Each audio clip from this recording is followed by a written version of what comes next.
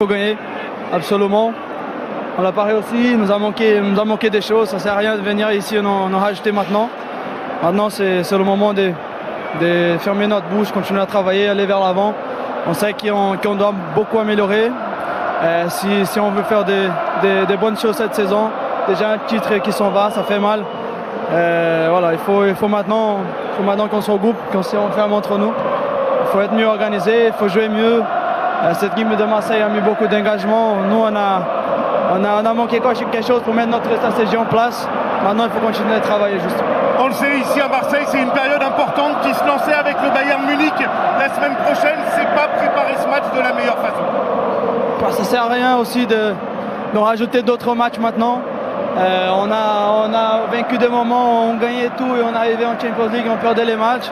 On sait que chaque match a son histoire. C'est vrai que c'est pas notre meilleur moment. Maintenant, il faut rester tranquille, il faut rester calme. On est tous dégoûtés, on est tristes parce que c'est un match de coupe. Pour avancer, il fallait gagner, surtout contre notre adversaire. Il ne fallait pas donner. Nous, c'est leur meilleur moment de la saison maintenant. Ils vont en profiter. Et voilà, nous, on a beaucoup gagné. Maintenant, il faut savoir aussi perdre et continuer à travailler. Une dernière question, Marquinhos. En tant que capitaine, vous avez confiance en votre groupe? Vous allez prendre la parole? Toujours. Quand il faut, je suis là, toujours. Mon groupe, on va rester toujours ensemble jusqu'à la fin. On sait que ça parle beaucoup à l'extérieur, ça rajoute beaucoup de choses. Ça ne sert à rien que nous, entre nous, on n'a pas de confiance. Il faut continuer à travailler, On sait que c'est dans les moments qu'il faut rester ensemble et calme. Merci beaucoup, bonne confiance du public qui les a soutenus, mais au-delà de ça, tactiquement, dans la discipline, dans la répétition des efforts, ils ont été exceptionnels. Avec un Paris qui n'a pas su vraiment, en l'absence de Mbappé, avoir une palette différente de jeu. Voilà ce que l'on a titré, Paris éliminé. C'est déjà un trophée que Paris ne gagnera pas cette année pour la deuxième année consécutive. On se souvient que Nantes est le tournoi du titre. Marcel, Oui. Pour commencer, est-ce que vous avez vu une équipe parisienne prête pour la Ligue des Champions, prête pour le Bayern Munich? Est-ce que ce Paris-là, au-delà de la défaite, vous a fait une forte impression? Non, mais sur la disposition tactique, on a le sentiment qu'ils étaient tous en dedans. Ils n'étaient pas dans leur rôle respectif pour pouvoir s'exprimer au mieux. On pensait au début que l'ajustement tactique pouvait les mettre à l'abri du pressing marseillais. On s'aperçoit que non. Il y a peut-être psychologiquement quelque chose qui est cassé au sein du Paris Saint-Germain dans le cours du match. Et certainement à 100% pour l'après pour la Champions League. Ils ont perdu le tempo. On parle de tempo. Voilà. Et ça, pour aller le retrouver, c'est super difficile. Moi, j'ai eu l'occasion de voir le Bayern de Munich commencer dans son championnat il y a 15 jours, il y a 3 semaines. Mais je n'ai pas vu un Bayern de Munich jouer de la sorte comme l'Olympique de Marseille.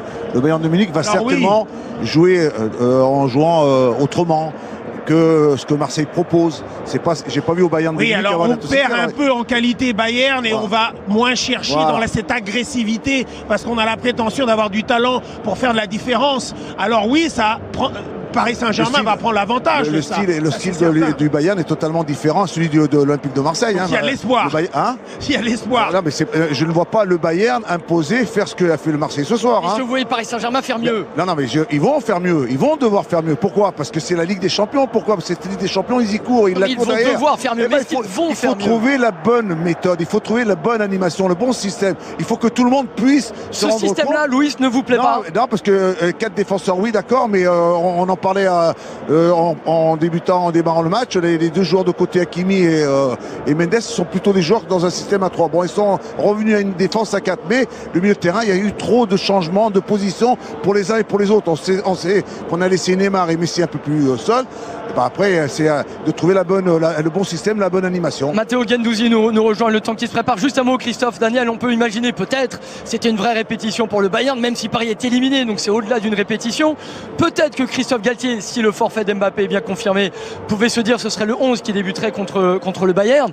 On a vu Ekitike rentrer vite. Il y a un manque dans ce 11-là, peut-être, non?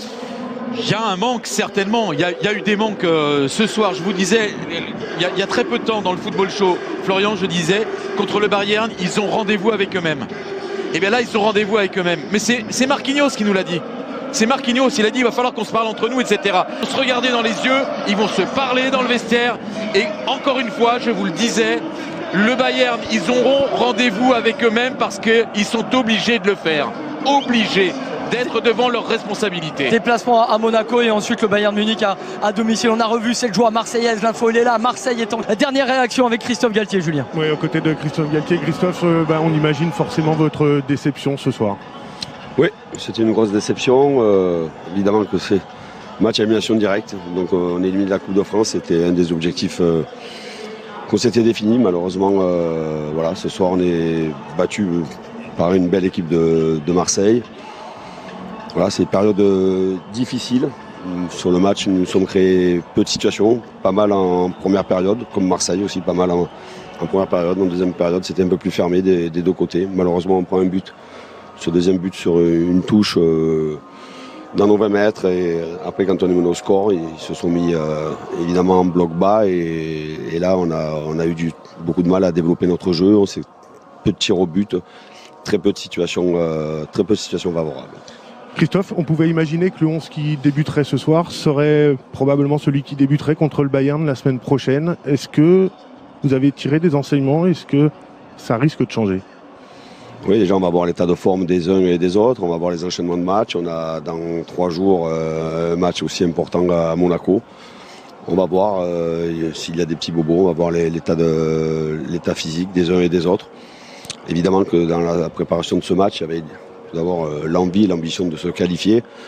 Et oui, avec l'absence de certains, ça pourrait ou ça aurait pu ressembler à cela. Maintenant, il faut tirer aussi des enseignements de ce match parce que autant il y a eu, je le répète encore une fois, des situations favorables en première période, en deuxième période, vraiment pas assez. Je crois qu'on a tiré qu'une fois au but et on doit être beaucoup plus dangereux.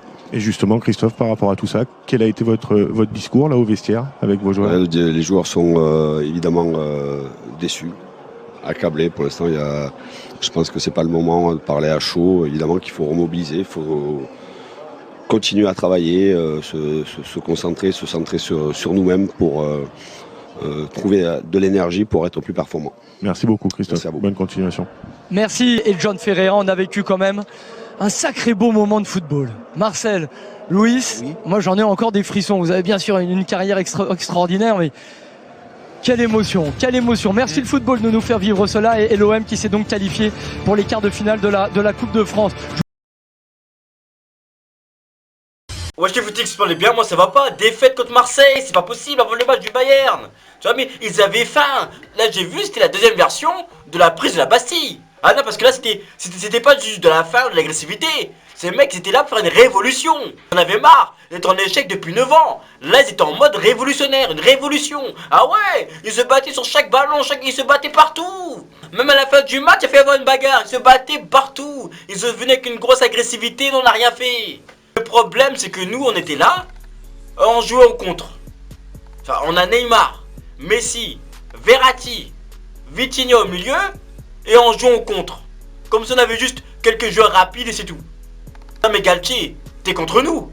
Non mais il faut nous le dire en fait. Parce qu'on sait que t'es Marseillais, donc il faut nous le dire. Si t'es un infiltré. Avec ces joueurs-là, je sais pas, avec ces joueurs-là, faire un jeu de possession, qu'on joue mieux, faire un jeu de transition, mais on peut pas jouer en contre, comme ça c'est une petite équipe. Ou encore on peut jouer en contre quand il y a Mbappé, pour le lancer comme ça et tout, Mais tu vas pas lancer Neymar, il est là, il redescend pour créer le jeu, pour prendre le ballon.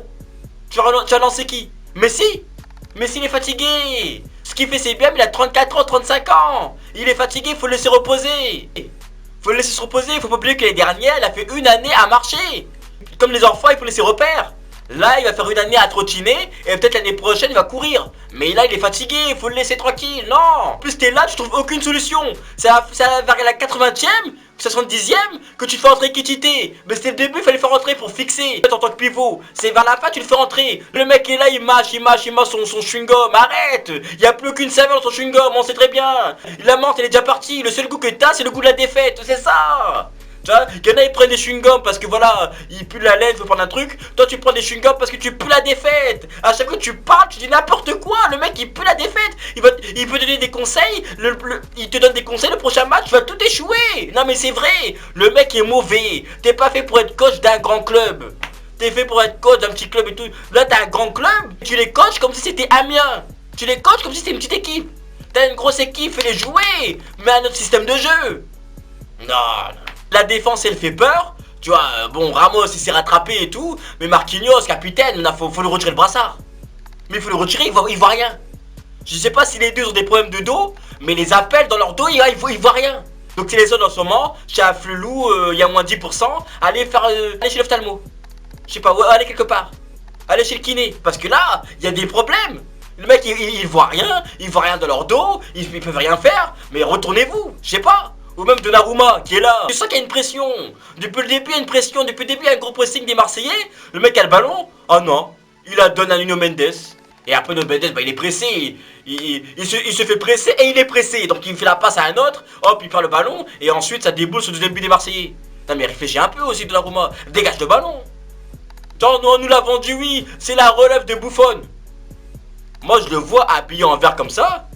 C'est juste la relève du bouffon vert. Ah, c'est un bouffon. Non, mais il y a plein d'actions où il fait des dingueries. Pour moi, c'est un bouffon. Pour moi, il vaut pas Navas. Pour moi, honnêtement, il vaut pas Navas. On a fait une grosse erreur. On voulait un coach français. Bah, fallait prendre Wenger. Ou tout faire pour prendre Zidane.